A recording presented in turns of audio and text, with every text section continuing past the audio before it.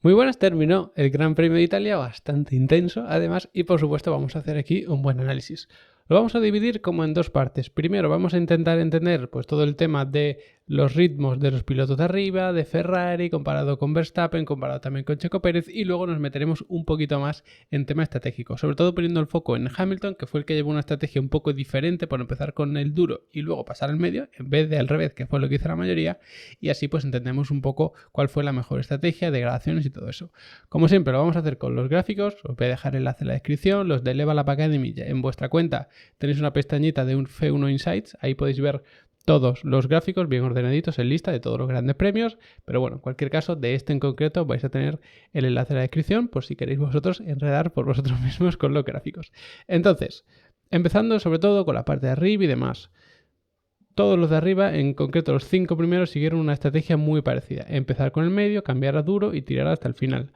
Un poco diferente por el punto en el que cambiaron, es decir, pues unos pararon un poquito antes, otros un par de vueltas después, pero las estrategias más o menos fueron las mismas. Por ejemplo, Carlos fue el primero en parar, luego Verstappen, luego Pérez, también Leclerc paró cuando Verstappen, es decir, una vuelta después de Carlos, pero bueno, más o menos ahí estaba la cuestión. ¿Qué pasa si comparamos el ritmo de Verstappen con el ritmo de Carlos Sainz? Si os fijáis en las primeras vueltas, más o menos todo el mundo tenía la misma degradación. Hasta ahí más o menos normal, pero luego vemos como los tiempos de Carlos caen estrepitosamente mientras que los de Verstappen pues van mejorando. Y ese es el punto que es interesante analizar. Vamos a ir quitando todos los pilotos aquí en este gráfico de distancia al primero, porque es el gráfico que, como digo siempre, nos resume cómo fue la carrera en general. Vamos a quitar por aquí a Gasly, también a Alonso, y así nos queda más claro. Fijaos en simplemente diferencia entre Verstappen y Carlos. Verstappen pegadito detrás de Carlos no era capaz de adelantar hasta que hubo un momento en el que lo adelantó. Esa famosa bloqueada de Carlos que ya no daba más de sí los neumáticos, y ahí es cuando Verstappen pasa. Vuelta 17. Justo cuando vemos que los tiempos son muy diferentes. Es decir, en estas vueltas, cuando Carlos estaba más o menos ahí luchando y demás, vemos que los tiempos de los dos son bastante malos, pero cuando cambian posiciones, los de Verstappen son mucho mejores. Es decir, estamos viendo que los tiempos de Verstappen son incluso un segundo mejores que los de Carlos.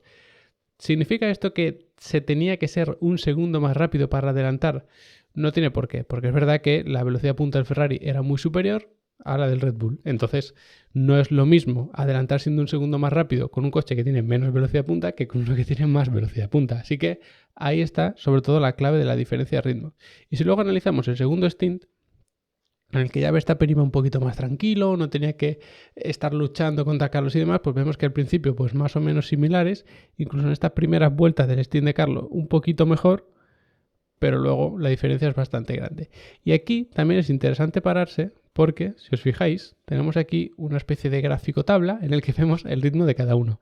¿Qué marcó mejor ritmo en el segundo stint con duros? Primero Verstappen, a 1,5 Pérez, a más o menos 1,2 Carlos y luego calcado Leclerc.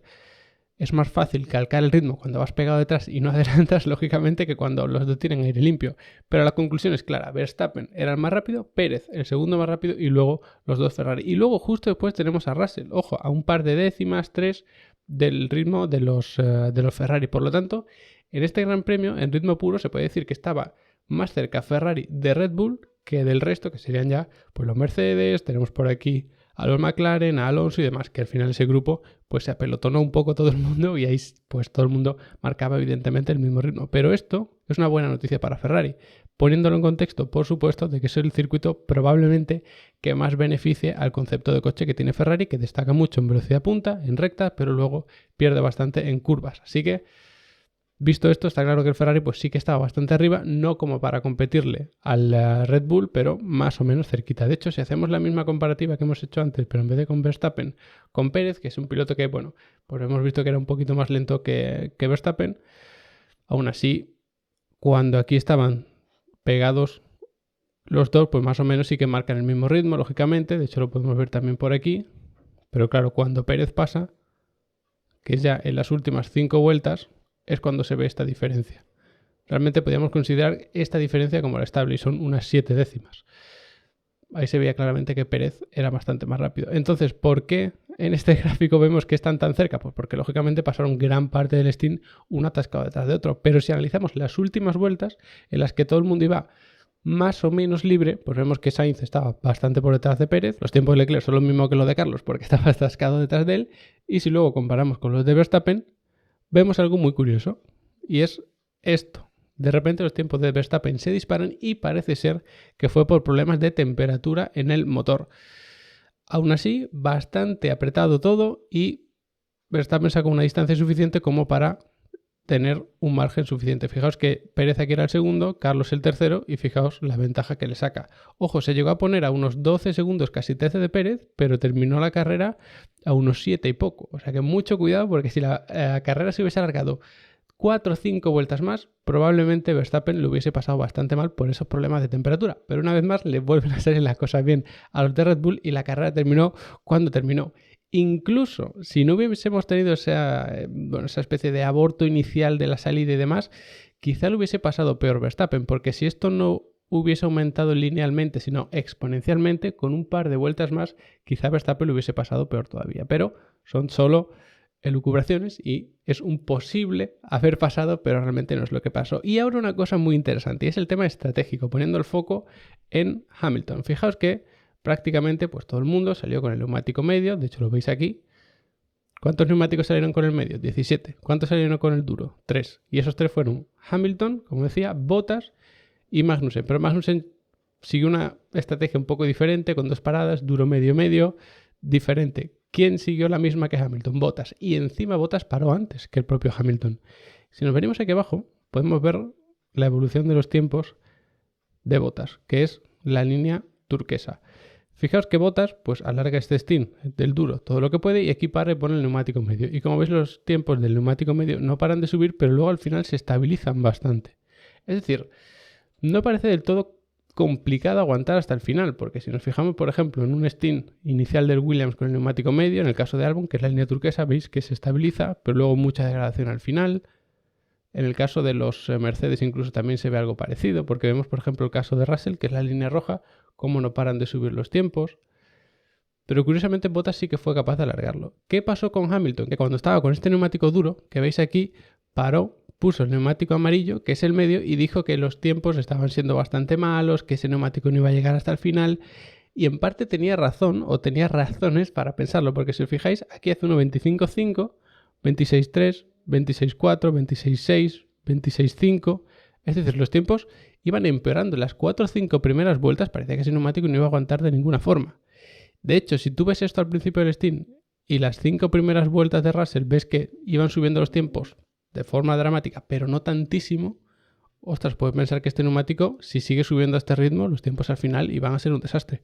Pero no fue tanto así, sino que bajó, más o menos por aquí se estabilizó, aquí tuvo esos adelantamientos, los choques y demás, por eso vemos tantos picos hacia arriba como muy inestables.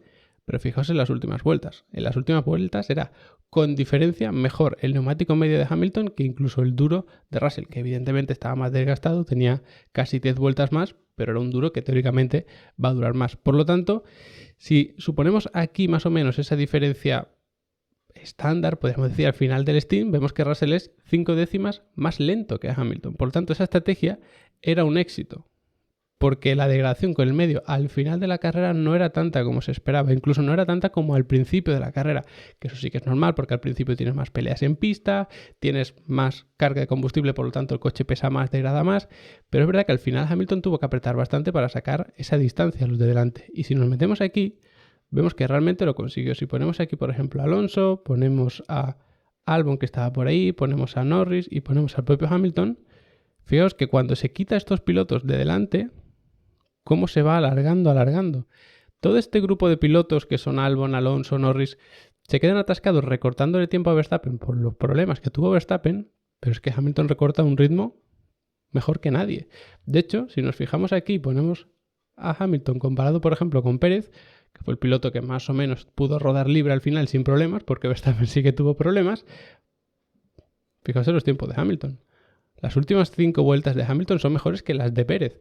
Pérez siendo un piloto que sí que tuvo que adelantar en pista, pero que también conserva bien los neumáticos, puso el neumático duro que debería, y de hecho lo hacía durar más que el neumático medio, pues aún así era mejor. Por lo tanto, aquí surge la duda, ¿pudo Ferrari probar esa estrategia que siguió Hamilton con alguno de sus pilotos? Pues viéndolo con un poco de ventaja del tiempo, porque ya ha pasado la carrera, pues quizá hubiese sido interesante probarlo, por ejemplo, con Leclerc. Punto número 1, te vas a evitar esas batallas en pista constantes o casi constantes entre los dos pilotos, que se hicieron todavía más graves al final. Y punto número 2, puedes probar algo diferente. Si tú por ritmo no estás a la altura de los de delante, que eran los Red Bull, con estrategia a lo mejor sí que lo puedes conseguir. Y no solo eso, sino que si os fijáis, el siguiente, pues vamos a quitar a estos pilotos para que se vea más claro, pero el siguiente pues sería Leclerc y el siguiente sería Russell, que lo tenemos aquí. Fijaos a la distancia a la que se queda Russell, se queda muy lejos. O sea, pensad que de cada línea los separa 5 segundos. Es decir, estamos ahí en torno a los 7 segundos más o menos de diferencia. Si tu ritmo, como hemos visto antes, es bastante mejor que los de detrás y peor que los de delante, si tú juegas con la estrategia inversa, puede que te salga mal, pero con esa ventaja de ritmo, puede que no tengas el problema de que te adelante, por ejemplo, Russell. Sin embargo, si te sale bien, puede que sí que seas capaz de plantarle cara a los de delante, sobre todo viendo los problemas que tuvo Red Bull al final.